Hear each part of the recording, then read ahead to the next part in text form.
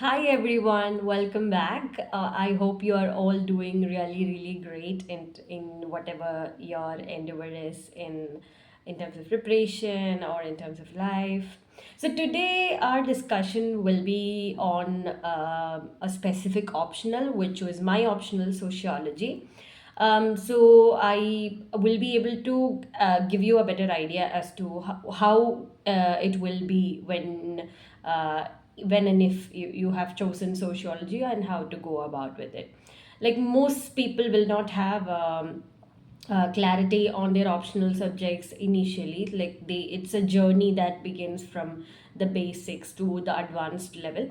So I'll give you a brief background about my optional. So as I have covered in another video, like my background was in economics and I've never studied sociology for that matter. So even though I had chosen humanities during my higher secondary courses, I was not learning sociology. So उस तरीके से sociology was a very new subject for me as well. फिर भी मैंने उसके लिए कोई classes attend नहीं किए. I was not attending any classes of sociology and I did not take coaching for optional. Because the factor here was that I was, by going through the previous year questions in the syllabus of sociology, I was able to understand that this is a subject which most people will understand, like as naive readers, they would understand. And the build up part will be on the examples, the relatability that you can give from the real life happenings and the examples that you can quote from the society in the paper. That is what will make a clear difference. So the theories and the structure will remain the same, and what add-ons you have and what contributions you make into the examination part, that will be the counting part.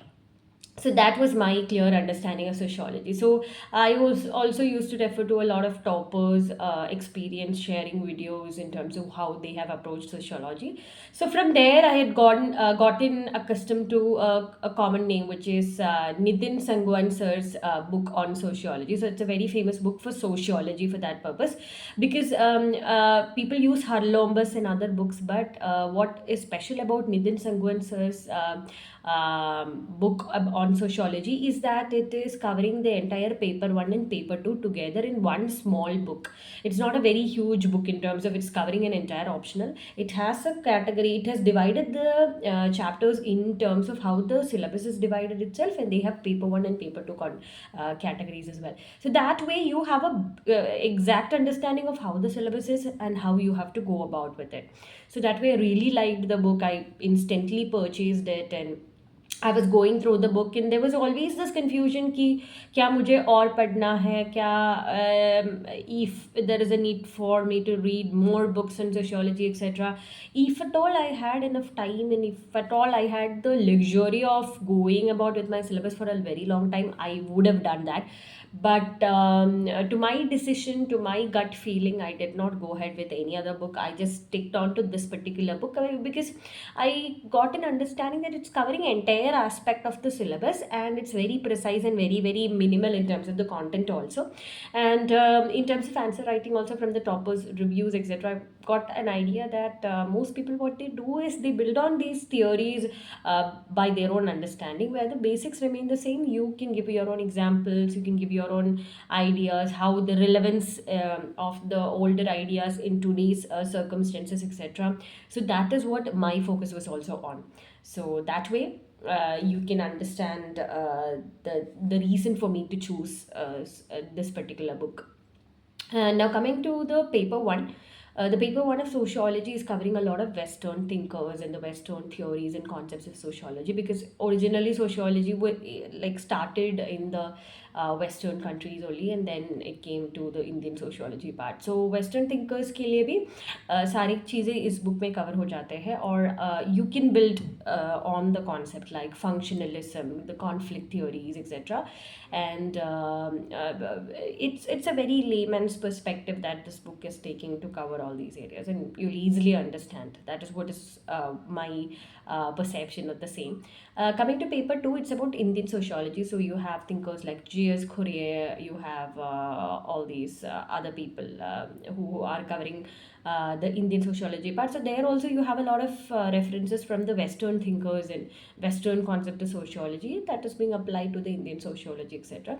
Here also, when the theories and the structures would remain more or less the same, you will build on with a lot of examples in current affairs relatability that you can create in terms of how the society has been evolving, how the society was studied previously, and how the society itself has evolved today, and how the study should change accordingly to the need of the changing society. So that way paper 2 can be covered. Now इसके अलावा मैं क्या करती थी कि I use to make a very very simple format of notes. I did not make notes on these theories, but I was always making notes on these examples that I could relate to each theory. For example, when I was reading newspaper, if there is something in relation to marriage, society, family, etc., I would instantly relate to it. Like, for example, there was a bill in Uttarakhand which has brought regulations with relation to live-in relationships. So live-in relationships become very very important in terms of the societal evolution from family marriage to the concept of no marriage, and concept of family less marriages, and all the family less environments of cohabitation. For example, the live-in relationship and how it has an impact on the society, how it will affect children, and all of that can be studied. So instantly you have to always look at the newspaper and the current affairs with the perspective of how it can be applied not only to your optional but also to your general studies papers, and as examples in anywhere and everywhere possible. So I used to have that perspective and add on to mine. So examples are very important. Current affairs relatability is what will give you an edge over others in terms of your answer writing. Now, what else I did for my value additions and add-on was that I attended a test series. I attended a full-length test series as well as sectional test series of Vision IAS for sociology. So I was attending it physically. I was going to the test center and writing it over there. So that way I was able to like get a hold of how the answer writing should be, because it's usually a very lengthy paper. With respect to sociology, it can be very lengthy, and for you to cover the entire answer is very very challenging sometimes. So that also you need to get a hold on, and then you have to you will get model answers from the which IAS. Also the test discussions will take place, and you'll get mock answers from where you can take value additions, and you can get a hint as to what are other people doing, or what are generally other people covering in terms of other than this particular book. Even though you're not reading extensively, whatever value additions is possible you are doing from the model answers of the test series itself. So that was my strategy. And then I used to look at a lot of topper copies, not only topper copies but the people who used to get good marks in my test series process. So the toppers from there, as well as the generally toppers from previous year examinations, that I used to refer to. And from there what I understood is that a lot of diagrams can be made, like practicing and drawing and noting down a few important diagrams can be really really helpful, because आपको instantly वो बनाना होता है, और आपकी जो value addition और marks ज़्यादा मिलने की एक कारण तो ये डायग्राम्स बनाना होता है. तो that way I was particularly careful in terms of how to like go about with it, and make a lot of diagrams in my paper as well. So I used to note it down from topper copies and imitate it as well. Even this particular book has a lot of diagrams which you can generally use it for any question in the paper. And I would also tell you that my particular strategy. So people have a lot of confusion in terms of where to begin the optional preparation, whether it has to be done after your prelims, or studying all the main subjects and then going ahead with the optional. But I would generally tell you that since optional is a very important and a very scoring part of your main examination, I would tell you that when you start the prelim preparation, or before that itself, you should start with optional preparation and complete it, so that with your prelims you will be able to revise your optional. With your mains preparation also you will be able to just revise it. Don't leave it till the end of the mains examination, to the end of the prelims examination. That would never work for you, because it's a very scoring thing and you don't want a lot of tension and confusion with respect to when and how you will cover it.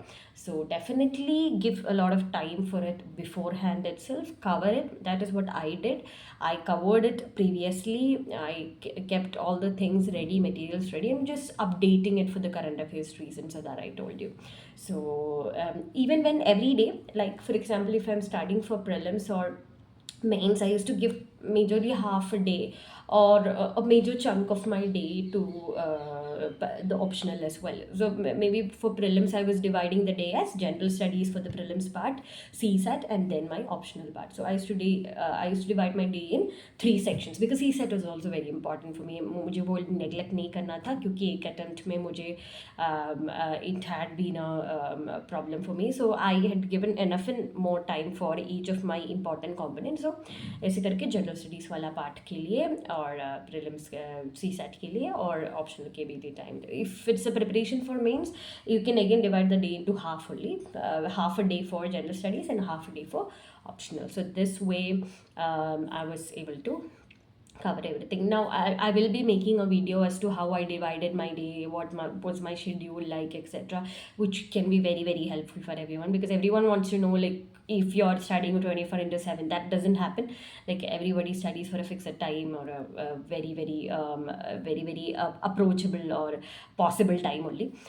So that has to be understood. So I'll be covering that as well. And apart from that, if you have any doubts with respect to any part of the preparation process, you can definitely get in touch. You can post it as comments here, or you can connect with me through the social media platforms as well. I'll be there to help you. So I wish you all the best for your effort or your journey of preparation. I wish you the best in your endeavors. I hope that it is turning fruitful. So until the next video, it's a goodbye from me. Thank you.